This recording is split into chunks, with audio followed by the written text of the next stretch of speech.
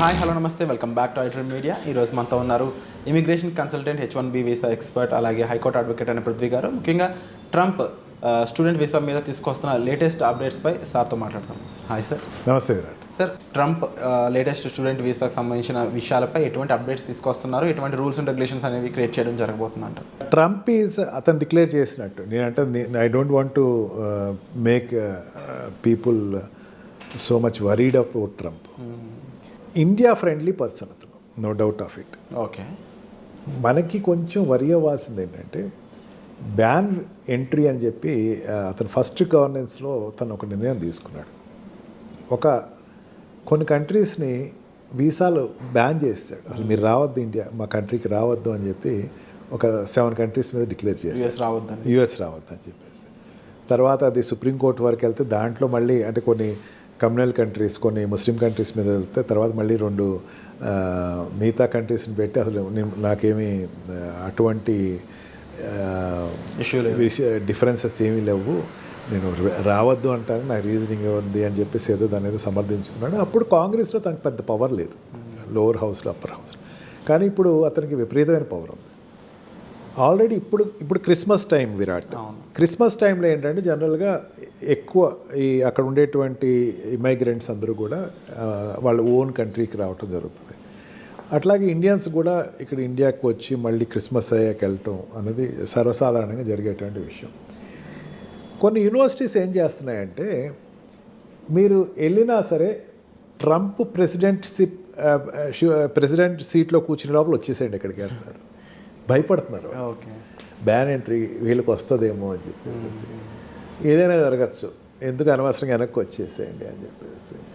స్టూడెంట్కి ఎందుకంటే స్టూడెంట్ ఆ యూనివర్సిటీస్ అక్కడికి వెళ్ళారంటే ఒక క్లాస్కి వచ్చేసరికి ఒక 50 మెంబర్స్ ఆఫ్ స్టూడెంట్స్ ఉన్నారనుకోండి. 50 మెంబర్స్ ఆఫ్ స్టూడెంట్కి మళ్ళీ వెనక్కి రావాలని కోరుకుంటాయి యూనివర్సిటీస్, క్లాస్ లెక్చర్స్ కానీ ప్రొఫెసర్స్ కానీ ఎవరైనా. అందుకని వీళ్ళు వెనక్కి వచ్చేసేటట్టు ముందు రెగ్యులేషన్స్ వాళ్ళు వార్నింగ్ చెప్పండి, వెనక్కి వచ్చేసేసేయమండి అని ప్రతి ఒక 2-3 రెప్యుటెడ్ యూనివర్సిటీస్ అయితే ఖచ్చితంగా వాళ్ళు వెనక్కి నోట్ ఇచ్చారు, వాళ్ళకి మెయిల్స్ పెట్టారు, మీరు వెనక్కి జనవరి ఈ టైం కల్లా వెనక్కి వచ్చేసేసేయండి. ఆడే ట్రంప్ సీట్ ఎక్కే లోపల మళ్ళీ బ్యాన్ వీసా వస్తుందేమో, ఈ వీసా బ్యాన్ చేసే ప్రోగ్రామ్ ఏమైనా వస్తుందేమో అని చెప్పేసి. కానీ స్టూడెంట్ వీసాలో వెళ్ళిన వాళ్ళు, అక్కడ ఏదైతే యుఎస్కి వెళ్ళిన వాళ్ళు ఎవరైతే ఉన్నారో, మోస్ట్ ప్రాబబ్లీ మన తెలుగు రాష్ట్రాల నుంచి వెళ్ళిన వాళ్ళు ఎవరైతే ఉన్నారో మ్యాక్సిమం అందరూ కూడా రెప్యుటెడ్ యూనివర్సిటీస్లోకి వెళ్ళి జాయిన్ అవుతున్నారు వాళ్ళు. అండ్ మెయిన్ ఏంటంటే ఇండియన్స్ ఎక్కువ అక్కడ సెలెక్టివ్ ప్రాజెక్ట్స్లోకి వెళ్తారు, ఎక్కువ స్టెమ్ కోర్సెస్కి వెళ్తారు. అంటే నాన్ స్టెమ్ కోర్సెస్కి వెళ్ళేవాళ్ళు చాలా తక్కువ మంది ఉంటారు. అంటే ఈ science, technology and engineering, maths వీటిల్లో వెళ్ళే వాళ్ళు ఎక్కువ ఉంటారు. ఇంజనీర్స్ ఎక్కువ మంది వెళ్తారు, లేదా డాక్టర్స్ ఎక్కువ మంది వెళ్తారు. మిగతా ఫీల్డ్స్ నుంచి వెళ్ళేవాళ్ళు చాలా తక్కువ ఉంటారు. అంటే ఫిలిం ట్రైనింగ్ ప్రోగ్రామ్స్ కానీ, లేకపోతే ఈ ఓషనోగ్రఫీ కానీ, పైలట్ ట్రైనింగ్ ప్రోగ్రామ్స్ కానీ వెళ్ళేవాళ్ళు, అంటే F1 వీసా మీద వెళ్ళేవాళ్ళు ఎక్కువ మంది ఉంటారు. ఇంకా అనేక రకాల వీసాలు ఉంటాయి, స్టూడెంట్స్లో అనేకమైన డిస్క్రిమినేటెడ్ వీసాస్ ఉంటాయి, M1 వీసా అని చెప్పి. కానీ దానిలో కన్నా మెయిన్ F1 వీసా మీద వెళ్ళేవాళ్ళు ఎక్కువ మంది ఉంటారు. ఈ వెళ్ళే వాళ్ళకి ఇండియన్స్ మనకి ఒక 3 లక్షల మంది మన ఇండియన్స్ ఉంటే దాంట్లో ఆల్మోస్ట్ ఆల్ 70 to 80% ఈ స్టెమ్ ప్రోగ్రామ్స్లో వీళ్ళకి ఎటువంటి ప్రాబ్లం అయితే లేదు. ఈవెన్ ఇప్పుడున్న గవర్నెన్స్ కాదు, ఎప్పుడు వచ్చిన గవర్నెన్స్ అయినా వీళ్ళతో అవసరం ఎప్పుడు ఎక్కువే ఉంటుంది. ఇక్కడ నుంచి వెళ్ళేవాళ్ళు క్రీమ్ వెళ్తారు అక్కడికి. క్రీమ్ తోటి ఎప్పుడు ఏ కంట్రీ గొడవ పెట్టుకోదు, ఏ గవర్నమెంట్ గొడవ పెట్టుకోదు. క్రీమ్ మీరు వెళ్ళిపోండి అంటారు. ఇప్పుడు బాగా చూసుకోండి, బాగా గుర్తుపెట్టుకో విరాట్, ఫస్ట్ ర్యాంక్ వచ్చినాడు లేకపోతే హై ర్యాంక్ వచ్చినాడు యూఎస్ వెళ్ళడానికి ట్రై చేస్తాడు. ఆఫ్కోర్స్, అంటే ఆడ క్రీమ్ వెళ్తున్నట్ట లేదా? అవును, క్రీమ్ని ఏ కంట్రీ వదిలిపోదు. సో వాళ్ళకి ఇప్పటికీ జాబ్ ఆపర్చునిటీస్ అని వైడే, వాళ్ళకి వైడ్గానే ఉంటుంది ఆ ఛాన్సెస్. వాళ్ళకి ఓపీటీ ప్రోగ్రామ్స్ ఉంటాయి, తర్వాత సిపిటీ ప్రోగ్రామ్స్ ఉంటాయి, తర్వాత స్టెమ్ ఎక్స్టెన్షన్ ప్రోగ్రామ్స్ ఉంటాయి, తర్వాత వాళ్ళకి అక్కడ ఆపర్చునిటీస్, వాళ్ళకి క్యాంపస్ సెలెక్షన్స్ ఉంటాయి. ర్యాంకర్స్ మీరు అక్కడికి వెళ్తున్నప్పుడు మెయిన్ ఏంటంటే ఇండియా నుంచి ఎస్పెషల్లీ తెలుగు స్టేట్స్ నుంచి వెళ్ళే వాళ్ళు ర్యాంకర్సే ఉంటారు ఎక్కువ. వాళ్ళు అక్కడికి వెళ్ళిపోతారు, బాగా చదివే వాళ్ళు అండ్ వర్త్ ఉన్న వాళ్ళు, వర్త్ తోటి వెళ్ళే వాళ్ళు ఎక్కువ మంది. వీళ్ళకి ఎప్పుడు ప్రాబ్లం లేదు. Non scientific, non engineering sectors నుంచి వెళ్ళే వాళ్ళకి మాత్రం ఇబ్బంది అని చెప్పచ్చు. అక్కడ కొంచెం జాబ్ ఆపర్చునిటీ ఇక్కడ నుంచి వెళ్ళటం అంటే ఏంటంటే స్టూడెంట్ ఇబ్బంది పడుతున్నాడంటే కాలేజ్ చదువుతున్నప్పుడు ఎటువంటి ఇబ్బంది రాదు. తర్వాత జాబ్ ప్లేస్మెంట్కి వెళ్ళేటప్పుడు ఇబ్బంది. ఓపీటీ ప్రాజెక్ట్ ఒక 2 years ఉంటుంది. 2 years అయిపోయిన తర్వాత జాబ్ తెచ్చుకోవాలి. ఈ జాబ్ తెచ్చుకునేటక్కడ మాత్రం వీళ్ళు $10 to $40 వీళ్ళు ఆప్ట్ చేసుకునే జాబ్స్ ఏదైనా వీళ్ళు చేసి దాని తర్వాత తీసుకునేటప్పుడు వాళ్ళకు కూడా ఎటువంటి ఇబ్బంది ఉండదు. కానీ అక్కడికి వెళ్ళిన తర్వాత లోకల్ స్ట్రీమ్ తోటి కాంపిటేటర్ అయ్యి మరి ఆ $10 కన్నా తక్కువ జాబ్స్కి వెళ్తే మాత్రం ఇబ్బంది. అండ్ మోర్ దాన్ $40కి వెళ్ళి జాబ్స్ చూస్తున్నా సరే అంటే మేనేజ్మెంట్ సెక్టర్స్లోనూ హై క్వాలిఫైడ్ జాబ్స్లోకి వెళ్ళే వాళ్ళకి ఇబ్బంది ఉంటుంది కొంచెం. వాళ్ళిద్దరి మీద కాన్సన్ట్రేట్ చేస్తాడు. వాళ్ళిద్దరి మీద తక్కువ పర్సంటేజ్ ఉంటుంది కాబట్టి యాజ్ ఓవరాల్ చెప్పాలంటే ఇండియన్ స్టూడెంట్స్ అక్కడ ఉన్న వాళ్ళకి ఇబ్బందులు తక్కువే ఉంటాయని చెప్పచ్చు. ఎందుకంటే వాడికి కావాల్సింది ట్రంప్ కావాల్సింది క్రీమే, మనం ఇచ్చేది క్రీమే, ఇక్కడి నుంచి వెళ్ళేవాళ్ళు క్రీమే. క్రీమ్కి ఎప్పుడు ఇబ్బంది ఉండదు విరాట్. క్రీమీ సెక్టర్ ఎవరైతే మేధావులు ఎవరైతే వెళ్తున్నారో వాళ్ళకి ఎప్పుడూ ప్రాబ్లం ఉండదు. వాళ్ళకి ఎప్పుడు ఎంకరేజ్మెంటే ఉంటుంది ఎక్కువ.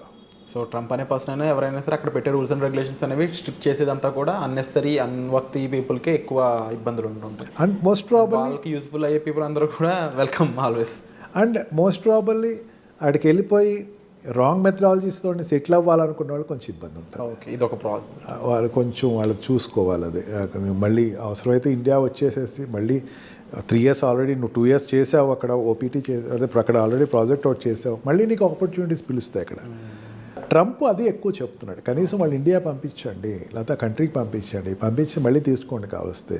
బట్ కంటిన్యూటీ అనేది ఆ ప్రాజెక్ట్ కంటిన్యూటీ చేయటం అనేది Trump is little against it. So ఓవరాల్గా డెఫినెట్లీ తన కంట్రీ కోసం తను చేస్తున్న పని అయితే మాత్రం క్లియర్గానే ఉంది. It's an appreciable job definitely. And నిజంగా అలాంటి డెసిషన్ తీసుకున్నప్పుడు మన సైడ్ నుంచి మనం వర్తున్న వాళ్ళకైతే ఇబ్బంది లేదు కాబట్టి ఎవరైతే unnecessary thoughts just for the sake of name and fame మనం ప్రీవియస్ ఎపిసోడ్ డిస్కస్ చేసినట్టు అలాంటి వాళ్ళకి మాత్రం ఇబ్బందులు అనేవి ఉంటూ ఉంటాయి.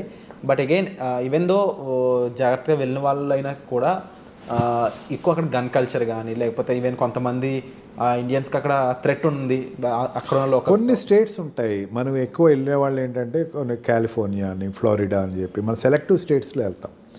ఈ టాప్ యూనివర్సిటీస్ కూడా సెలెక్టివ్ ఉండే స్టేట్స్లో ఉన్నాయి.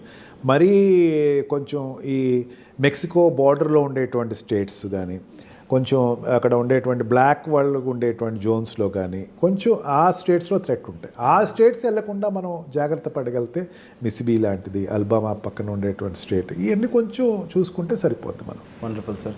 సో ఓవరాల్గా స్టూడెంట్స్కి సంబంధించిన అప్డేట్స్ ఏవైతే యూఎస్లో ముఖ్యంగా ఎవరైతే సర్వైవ్ అవుతూ ఉన్నారో ఈ విధంగా ఉన్నాయి. అండ్ యూఎస్లో సర్వైవల్ రేట్స్ సంబంధించి అండ్ అలాగే అక్కడ గన్ కల్చర్ గురించి అండ్ అక్కడ సిచ్యువేషన్స్ ఫేస్ చేయలేనంత ఇబ్బందిగా ఉన్నప్పుడు అక్కడ ఎంబసీతో ఎలాంటి హెల్ప్ తీసుకోవాలి అండ్ మీకు ఇంకా ఎటువంటి డౌట్స్ ఉన్నా సరే వాటిని షేర్ చేసుకోవడానికి డిస్ప్లే అవుతున్న నెంబర్స్ కాల్ చేసి సార్తో మీరు మాట్లాడవచ్చు.